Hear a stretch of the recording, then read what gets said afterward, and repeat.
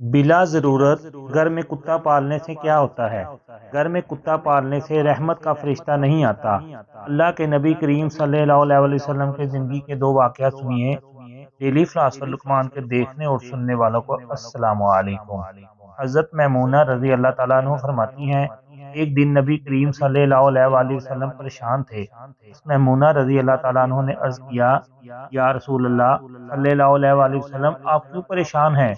اللہ کے رسول صلی اللہ علیہ وآلہ وسلم نے فرمایا کہ جبرائیل علیہ السلام نے مجھ سے وعدہ کیا ہے کہ وہ رات کو مجھ سے ملاقات کریں گے، لیکن انہوں نے مجھ سے ملاقات نہیں کی۔ اللہ کی قسم انہوں نے کبھی مجھ سے وعدہ خلافی نہیں کی۔ حضرت میمونہ رضی اللہ تعالیٰ عنہ فرماتی ہیں، اللہ کے رسول صلی اللہ علیہ وآلہ وسلم اسی دن اسی حالت میں رہے۔ آپ صلی اللہ علیہ وآلہ وسلم کے دل میں خیال آیا کہ ہمارے خیمہ کے نیچے کتے کا بچہ ہے۔ آپ صلی اللہ علیہ وآلہ وسلم نے اس کو نکالنے کا حکم دیا، اسے نکال دیا گیا۔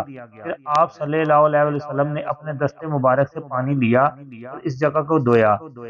جب شام ہوئی، حضرت جبرائیل علیہ السلام سے ملاقات ہوئی۔ آپ صلی اللہ علیہ وآلہ وسلم نے حضرت جبرائیل علیہ السلام سے فرمایا، آپ نے گزشتہ رات مجھ سے ملاقات کا وعدہ کیا تھا، لیکن آپ نے ملاقات نہیں کی۔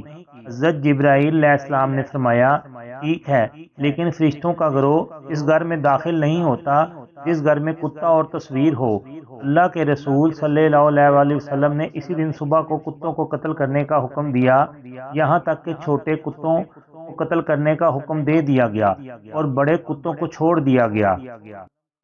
طبرانی نے مزید اضافہ کے ساتھ اللہ کے نبی کریم صلی اللہ علیہ وآلہ وسلم کی خادمہ خولہ سے روایت کیا ہے کہ ایک کتے کا بچہ گھر میں داخل ہوا اور چارپائی کے نیچے گھس گیا اور مر گیا۔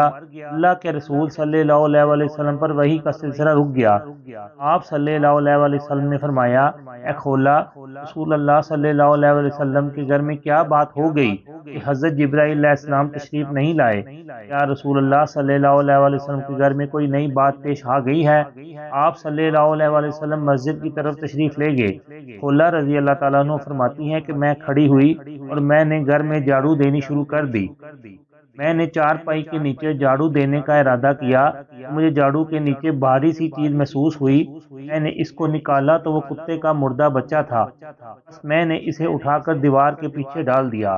رسول اللہ صلی اللہ علیہ وآلہ وسلم تشریف لائے اور آپ صلی اللہ علیہ وآلہ وسلم کی داڑھی مبارک کپکپا رہی تھی، کیونکہ آپ صلی اللہ علیہ وآلہ وسلم پر وحی آتی تو آپ صلی اللہ علیہ وآلہ وسلم پر لرزہ طاری ہو جاتا۔